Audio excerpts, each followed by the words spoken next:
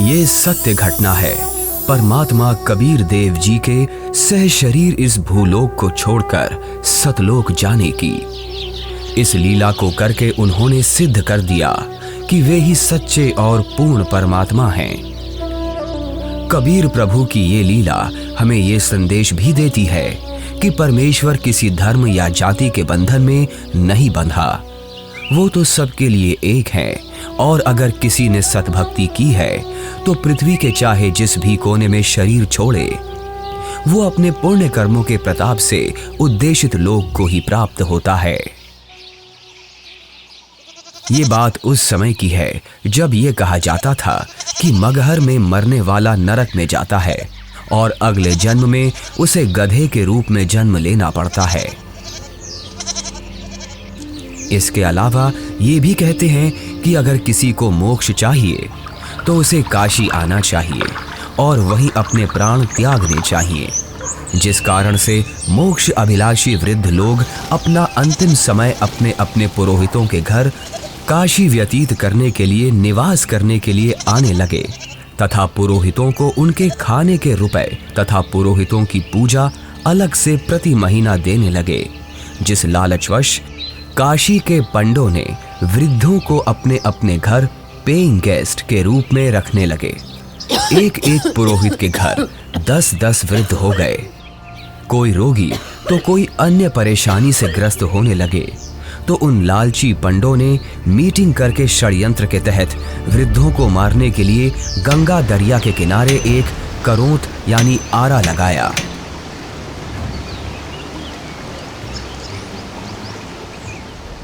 भ्रम फैलाया गया कि जो शीघ्र स्वर्ग जाना चाहता है तो इतने रुपए पूजा, जो उस समय की अधिकतम राशि थी, जमा कराओ। श्रद्धालुओं ने वृद्धावस्था के दुख से छुटकारा पाने के लिए तथा स्वर्ग जाने की भावना से वह महंगी फीस भी देने लगे। उन पंडों ने आदमियों का आरे से गर्दन काटने का पाप सिर पर ले लिया। पंडों के षड्यंत्र पर विश्वास करके वृद्ध अपने बेटों से काशी में प्राण त्यागने के लिए आग्रह करने लगे। लेकिन पिताजी, अभी आपकी और माँ की आयु ही क्या है? अभी तो आपको अपने पोतों का ब्याह देखना है, उनकी संतानों को अपनी गोद में खिलाना है। देख बेटा, जिंदगी जीने का लालच तो कभी खत्म नहीं होता, और वैसे भी अपने जीवन में हमने अपनी सारी जिम्मेदारियों को पूरा कर लिया। अब जब भगवान के पास जाना ही है तो देर क्यों करना? हमें काशी में पवित्र करौंत लेने में स्वर्ग की प्राप्ति होगी। लेकिन पिताजी, काशी में लगे उस करौत के नीचे आकर मरना तो आत्मदाह हुआ ना। अगर उस आत्मदाह से ईश्वर मिलते हो तो क्यों ना आत्मदाह किया जाए? और वैसे भी यहाँ मगहर में मरने से तो हमें मोक्ष मिलेगा नहीं। अगर हम यहाँ मरे तो अगले जन्म में हमें गधे के रूप में जन्म लेना पड़ेगा। क्या तू चाहता है कि तेरे माता पिता का अगला जन्म गधे के रूप में हो? जितनी जल्दी हम काशी जाकर करौंत के नीचे मरेंगे उतनी जल्दी ही मोक्ष मिलेगा। लेकिन पिताजी। बस बेटा, तू हमारे साथ काशी चलकर वहां हमारी करौंत के नीचे आकर प्राण त्यागने की व्यवस्था कर दे। रामशंकर अपने माता पिताजी के साथ काशी के घाट पर पहुंचते हैं।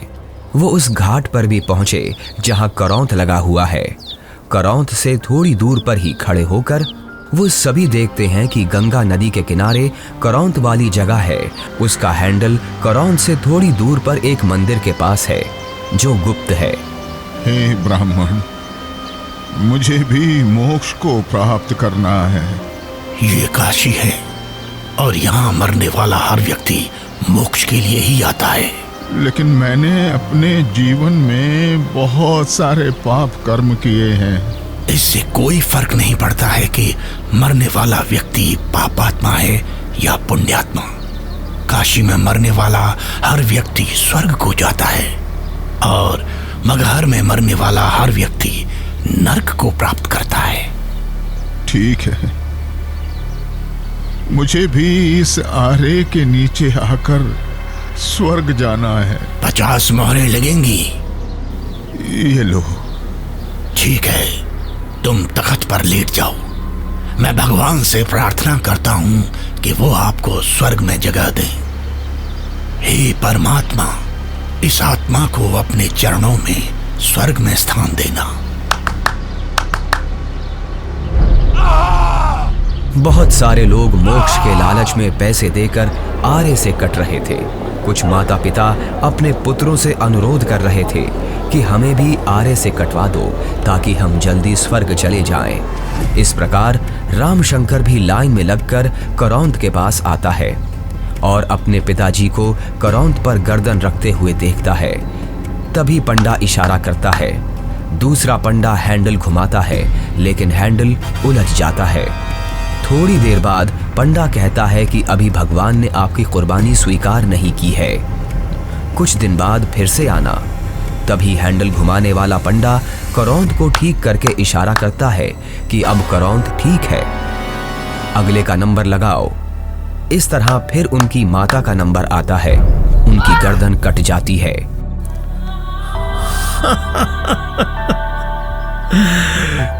कितना भागा हूं मैं कि भगवान ने मेरी कुर्बानी स्वीकार नहीं की।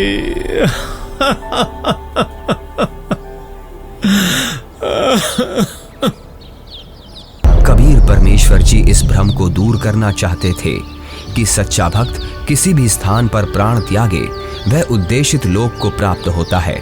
सत्य कर्मों, पुण्य कर्मों को करने वाला व्यक्ति, सत्य साधना करने वाला व्यक्ति संसार के चाहे जिस कोने में भी शरीर छोड़े और चाहे जैसे छोड़े, वो अपने पुण्य कर्मों के प्रताप से ईश्वर के पास चला जाता है, नरक नहीं जाता। लेकिन दुष्कर्मों को करने वाला इंसान चाहे जहां भी मरे, चाहे काशी हो चाहे मगहर, उसे नरक की ही प्राप्ति होती है। सतलोक को प्राप्त करने के लिए पुण्य कर्म जरूरी हैं, ना कि काशी क्रोध के नीचे मरना।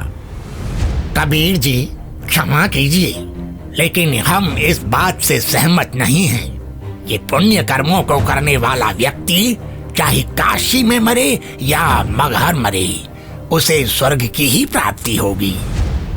सत्य ये है कि अगर कोई भी व्यक्ति काशी में मरता है तो वो चाहे पुण्यकर्मी व्यक्ति हो या पापकर्मी, उसे स्वर्ग की ही प्राप्ति होगी।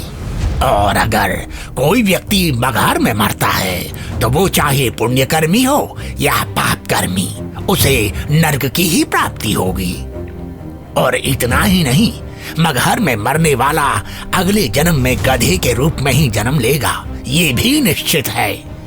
उस व्यक्ति को भी स्वर्ग की प्राप्ति नहीं होगी। ठीक है, तो मैं फिर मगहर में ही शरीर का त्याग करूंगा और स्वर्ग नहीं, स्वर्ग से भी आगे सतलोक जाऊंगा। और आप सभी पंडितों से मेरा आग्रह है कि आप सभी मेरे साथ मगहर चलें और मेरे शरीर छोड़ने के बाद अपनी ज्योतिष विद्या का प्रयोग करके ईमानदारी से सभी लोगों को ये बता देना कि मैं कहाँ गया हूँ। लोगों के बीच का ये भ्रम दूर होना चाहिए कि मोक्ष केवल काशी मथुरा में शरीर का त्याग करने से नहीं होगा, बल्कि मोक्ष केवल यथार्थ भक्ति से और मर्यादा में रहकर अपने जीवन का निर्वहन करने से होगा। आज आपकी मुक्ति का दिन है। करौंद के नीचे आकर मोक्ष पाने के लिए तैयार हो आप? इस आरे अर्थात करौंद से मुक्ति प्राप्त करने के लिए कितनी मोहरें लगेंगी? केवल 50। पिताजी, आपको उस करौंद के नीचे अपने प्राणों को त्यागने की जरूरत नहीं है। क्यों? पर बेटा, फिर मुझे मुक्ति कैसे प्राप्त होगी? पिताजी, मैं अभी एक बड़े महापुरुष कबीर देव जी के पास से ही आ रहा हूं। उन्होंने कहा है कि जो व्यक्ति पुण्य कर्म करता है वो सतलोक ही प्राप्त करता है। उसकी मृत्यु चाहे जहां हो। बल्कि खुद कबीर जी मगहर में शरीर त्याग कर ये साबित करने जा रहे हैं कि मगहर में मरने वाला नरक नहीं जाता। यदि उसने सत्कर्म किए हैं तो वो भी स्वर्ग ही जाता है। आपको करौंद के नीचे अपने प्राण त्याग करने की जरूरत नहीं है। पिताजी, इन दुष्टों ने माता जी की हत्या की है। ये पाप कर रहे हैं। अरे अरे, ये क्या कर रहे हो? कबीर देव जी को ज्ञान नहीं है। तुम्हारा दिमाग फिर गया? ज्ञान नहीं है? वो तो साक्षात परमात्मा हैं। तो ठीक है, हम भी उनके साथ मगहर चलते हैं और देखते हैं कि उनकी कही गई बातों में कितना सच है और कितना झूठ।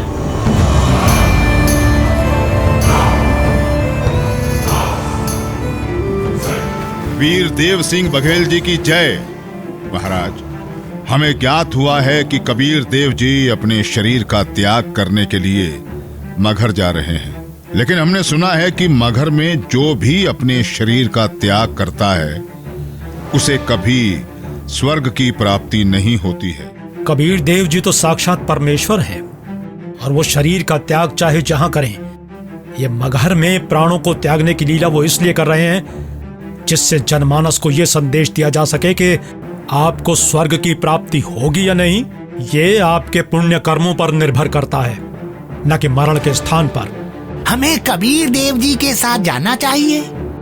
हाँ, हमें सिर्फ जाना ही नहीं है, अपितु कबीर देव जी के शरीर त्याग देने के बाद हमें उनके शरीर की रक्षा भी करनी है, जिससे उनका हिंदू धर्म विधि से अंतिम संस्कार किया जा सके। क्योंकि अगर हमने उनके शरीर की रक्षा नहीं की तो वो मुस्लिम उनके पार्थिव शरीर पर कब्जा करके उन्हें दफना देंगे।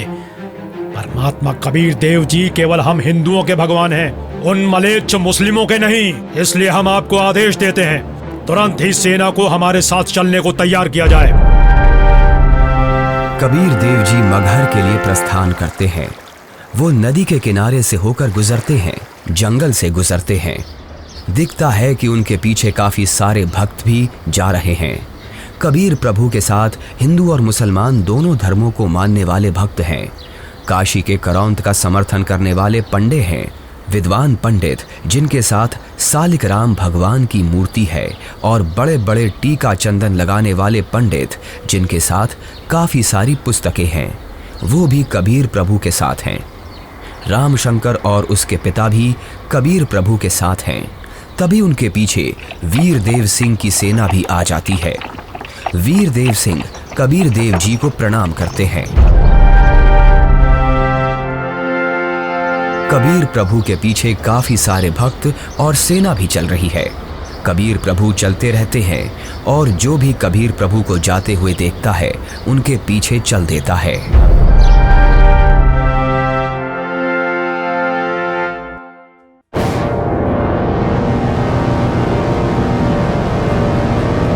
सलाम वालेकुम नवाब बिजली खान पठान साहब। वालेकुम अस्सलाम। कहिए, क्या खबर है? जी नवाब साहब, हमें पता चला है कि खुदा के रूप हमारे पीर कबीर जी महाराज मगहर आ रहे हैं, और सुना है कि वो यहाँ अपनी रूह को अपने जिस्म से आजाद करके सतलोक को रवाना हो जाएंगे। क्या? फिर तो हमें इसी पल कबीर जी के पास पहुंचना होगा, और कबीर जी की रूह के इस दुनिया से जाने के बाद उनके जिस्म को अपने कब्जे में लेकर इस्लाम के रिवाजों से उनके शरीर को धरती में दफन करना चाहिए, और इस बात का भी ख्याल रखना चाहिए कि उनका जिस्म काफिर हिंदुओं के हाथ न लगे। जी नवाब साहब, ऐसा ही होना चाहिए। सेना को हमारे साथ कबीर जी के पास चलने के लिए फौरन तैयार किया जाए, लेकिन कबीर जी को इस बात की अभी भनक न लगे।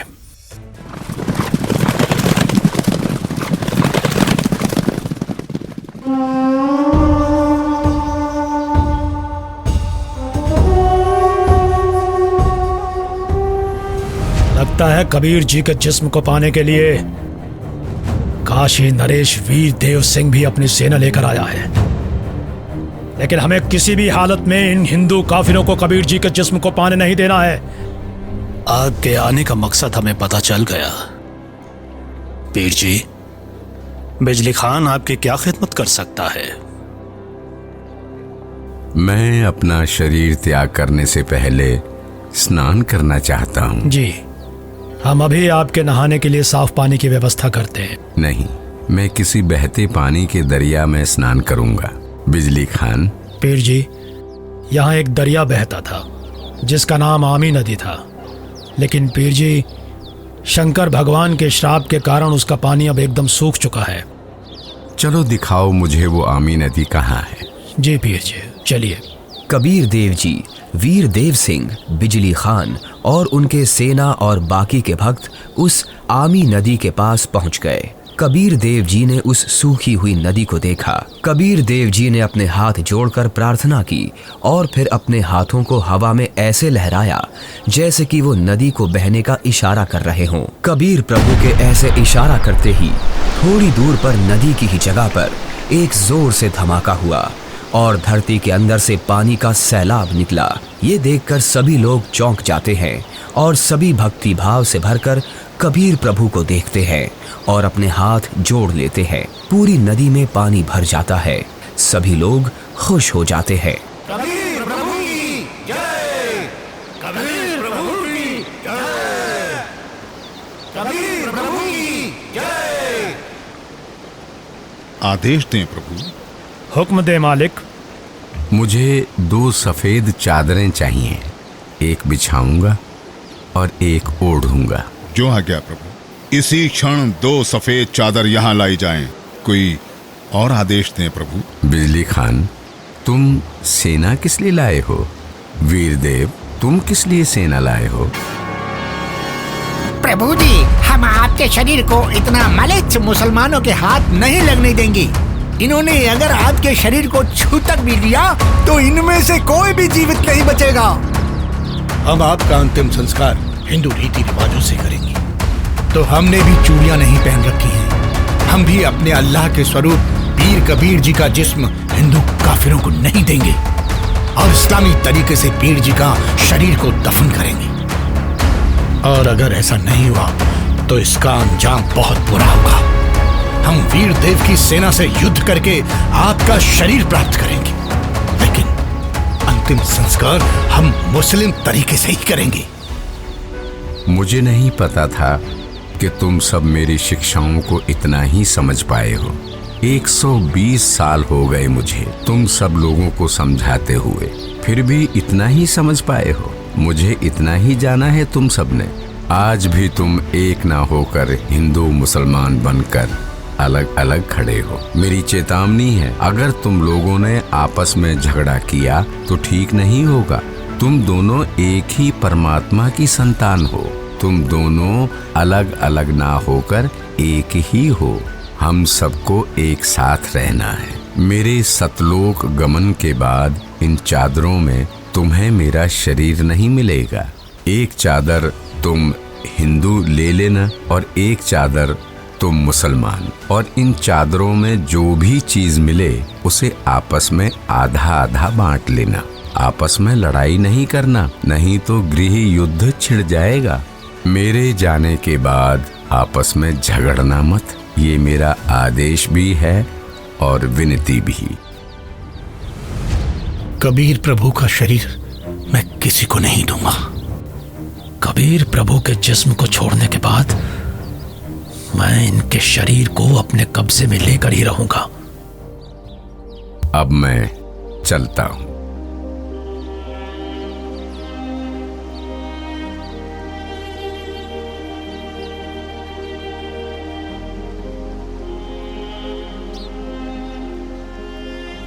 देखो ब्राह्मणों, मैं जा रहा हूं सतलोक, इस पृथ्वी से और तुम्हारे स्वर्ग से शंखों कोस दूर।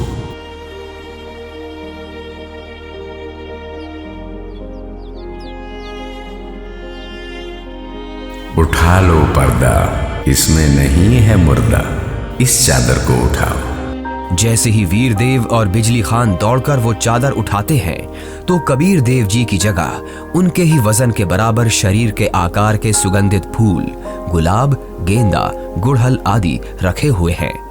ये देखकर सभी लोग चौंक जाते हैं। सभी लोग हाथ जोड़ लेते हैं। अब वीर देव की आंखों से आंसू निकलते हैं। बिजली खान की आंखें भी नम होती हैं। दोनों एक दूसरे को देखते हैं और आपस में एक दूसरे को गले लगाकर रोने लगते हैं। दोनों सेनाओं के सिपाही भी एक दूसरे को देखते हैं। वहां खड़े ब्राह्मण लोगों की भी आंखों से आंसू गिरने लगते हैं। रामशंकर और उसके पिता के भी आंसू गिरते हैं। सभी लोग एक साथ कबीर देव जी के नाम का नारा लगाने लगते हैं। कबीर प्रभु की जय, कबीर प्रभु की जय।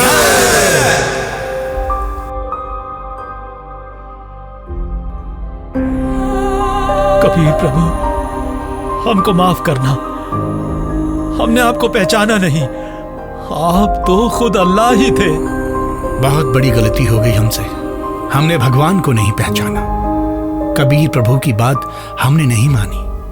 अब हम सब एक होकर रहेंगे और उनकी कही सारी बातें मानेंगे। या अल्लाह, माफ कर हमें। भगवान माफ करो हमें। कबीर भगवान हमें माफ करो। भगवान हमें माफ करो। फिर हिंदू और मुसलमानों ने आपस में वो फूल बांट लिए और मगहर में ही कबीर प्रभु की याद में 2 अलग अलग स्थानों का निर्माण किया। और फिर उन्हीं में से कुछ फूल लाकर वीर देव सिंह ने काशी में चौरा का भी कबीर प्रभु जी के स्थान का निर्माण किया। उसे कबीर चौरा नाम से जाना जाता है। वहां पर कबीर पंथ का बहुत बड़ा आश्रम बना है।